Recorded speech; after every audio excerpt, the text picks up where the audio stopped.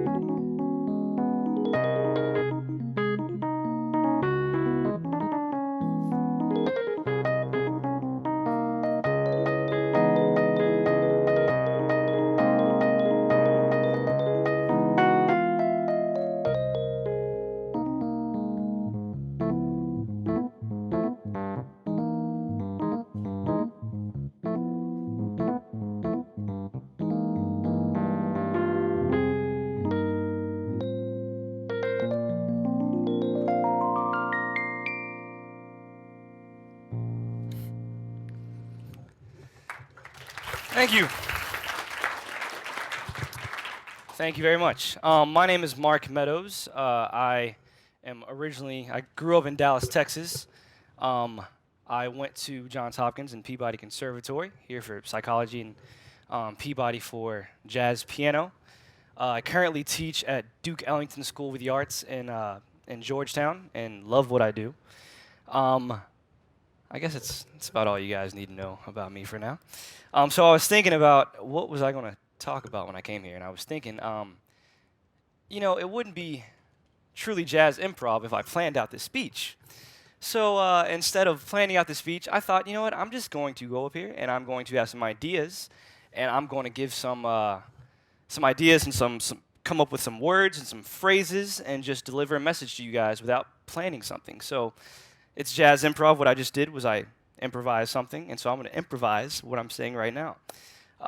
So jazz is actually quite similar to spoken language. It's pretty much identical, in my opinion. In spoken language, we have the alphabet. In jazz, we have scales. For instance, we all know our alphabet, A, B, C, D, E, F, G, and so on and so forth. In jazz, we have a major scale. I will play an A-flat major scale. Okay, so that's one of the ways we can compare jazz to the English language. That's the alphabet. And so, say I want to use that the alphabet to play over a chord. Here's an F minor 7 chord. I can use an A flat major scale over that. Right? And next, whenever you're thinking about spoken language, we have words and phrases. And so what you do is you use those letters that you have in the English alphabet, and you put them together, and then what do you have? You have words, and it goes on to have sentences. And so say I use that same scale and manipulated it in a way. So I want to go, here's the A flat major scale again. So I can use this phrase. Right? So I'm just playing several notes within the A flat major scale, and I'm going to apply that over a chord. So here's my chord. Right? And so what I did was I used the alphabet of music, which is a major scale, and I put those letters together in order to come up with a phrase, which we, in English might be a sentence. It might be the dog ran, or the you jump, or whatever you want to say. So you can come up with those phrases and put those together, and then all of a sudden you're coming up with different words, different sentences, different paragraphs.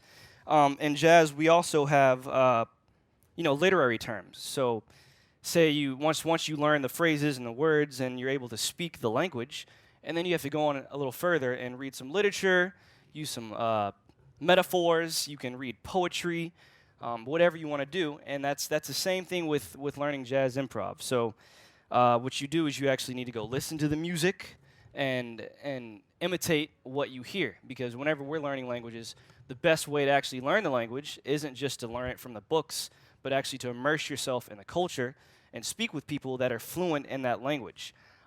Before we even were able to speak, we mimicked what our parents said and the different expressions they said, and as infants even, and as toddlers, we tried to sound like them. And that's really what you have to do for any type of music, but especially with jazz. You listen to the greats. You listen to Miles Davis and John Coltrane and Charlie Parker, and you simply try and sound like them. How many of you guys took Spanish class in high school or middle school, right? How many of you were fluent in Spanish? Not so many hands remained up there. The same goes with jazz. You don't really learn. You can learn from the schools and from the books, but the best way to learn the language, as I'm sure you guys can relate with, is actually immersing yourself in that culture. There can only really be so much that you learn in the books and with the grammar and everything. You actually have to go into the culture, and you have to just immerse yourself in it and speak with people who are fluent in the language and listen to people who are fluent in the language and learn different phrases and idioms in order to really be fluent in the language. So also in jazz, I mentioned you have the alphabet, which is scales. You put these scales together, and it creates phrases and sentences. And then another thing that you have is actually you have chords. So in any spoken language, say you're writing a paper, they give you a topic to write on, And so what you do is you come up with certain phrases and words, and you put all these things together in order to address whatever topic it is that you're trying to address. In jazz, we have chords. So say the first chord I played was an F minor 7 chord, right? That's like a topic. It's saying, okay, I want you to solo, and I want you to, the guideline for that one bar is that I want you to solo over that chord. And so you use the different phrases, the different licks, the different sentences that you've learned through the jazz language, and you plug it in over whatever topic you have. And that might totally change depending upon the topic, depending upon your mood. If you're in a conversation with someone and you're talking about sports, and all of a sudden you come from left field and start talking about chemistry, it'd be a little weird. And so if I'm playing over this F minor chord and I start playing in B minor, it kind of sounds a little funny, just as if somebody that entered your conversation talking about chemistry when the topic's basketball might not sound that good. So anyway, what we're doing is we're using the topic that we're given, which in music often is a chord or a form, and we're simply plugging in what we've learned in all the different words and phrases in order to fit that topic, right? And also the amount that you learn, what you learn and what you study will greatly affect how you speak the language. depending upon where you're from or what you read or what you might not have read, will definitely influence the way you speak and the way you communicate and the way you write. The same goes with jazz and with this language that we attempt to play. Um, if you listen to the blues, chances are you'll be a pretty soulful bluesy guy. If you listen to more intellectual music, chances are you'll sound a little more intellectual when you play. Um, and the more you study, the more you're able to really communicate with many different types of people. So with jazz, if you study Latin music and you study Brazilian music and you study different African rhythms and classical music, the more you study and the more you learn, the more you're able to tie that in to your playing and communicate to a larger audience. And I think we all can agree that the exact same thing is true when communicating with people. If you learn many different languages, you have a larger audience. The same goes with this music. So I'm actually going to play a song for you, and I'm going to explain what I'm doing. I'll show you guys some different chords and different licks and different phrases and sentences that I might use, and I'll just play. And it might, just like I've never actually said these same words and these same sentences grouped together in my life, I've never played the exact same thing grouped together on this keyboard in my entire life. I'm using things that I've studied, I'm using things that I've heard, I'm using things that I've worked out, but it's still true and it's still fresh because I've never played these things before, just like I've never said all these grouped words together. Does that make sense? Yeah? Okay. So I'm going to play a song that you probably recognize entitled Come Together by the Beatles. You guys heard that song? Yeah? So what I'm going to do is I'm going to play the melody, and then I'm going to solo. And when I'm soloing, it's improvisation because I'm playing something that I've never played before. But just like I'm speaking, I'm literally improvising as I speak because I don't know what I'm going to say next. I'm just using the words that I've learned, the sentences that I've said over the past 24 years, and I'm going to express that to you guys. And it'd be different if I was in a somber mood or if I was speaking about love, or if I was speaking about global warming, I'd use a completely different group of words and sentences. But the topic that I'm supposed to speak on is music and improvisation. And so the topic that I'll play this time is Come Together by the Beatles. And one lick that I might use, I like this one. I'll go, I'll show you guys what I'm going to do. I'll go. All right, so I'll play that one. I'll play, what's another sentence or word I'll use? Let's see, I'll go. I'll do that too. All right, you guys, can we remember that? So here's one. I think I did that. Then I'll go. And I have many other sentences and words that I've learned over the past, I don't know how many years I've been playing piano. So there might be some things you don't recognize, but just think about it in terms of sentence structure and using many different words, because that's all I'm doing. I'm communicating via this medium. Okay?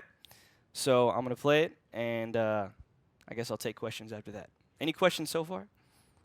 No? All right. Let me play.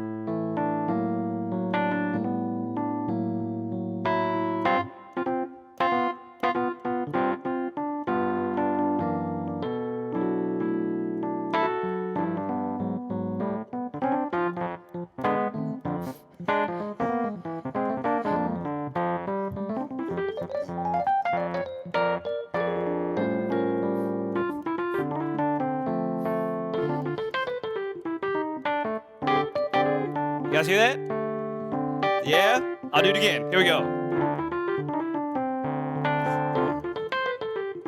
Right? It's a word.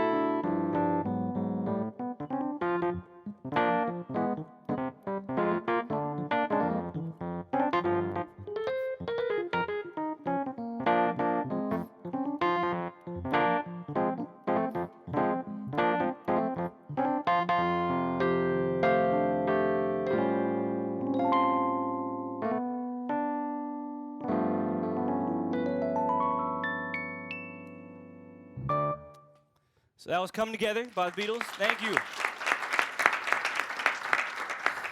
Thank you very much. There are many different ways to express yourself. You can express yourself via art, via spoken word, writing, mathematics, science, music, dance. There's so many ways to express yourself.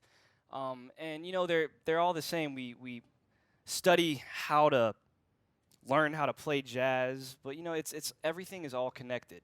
Whatever you learn, whatever way you feel most comfortable expressing yourself, do that. Work hard at it, and you can express yourself in any medium that you see fit. It's all the same. We all use the same methods. We practice, we listen, we study, we grow, we immerse ourselves in whatever we're doing. So whether or not you express yourself via science or jazz or classical or dance or whatever it is, just realize it's all the same. It's all immersing yourself in whatever you're doing. And I hope you guys can express yourselves in whatever medium that you see fit. And thank you so much for your time. Appreciate it.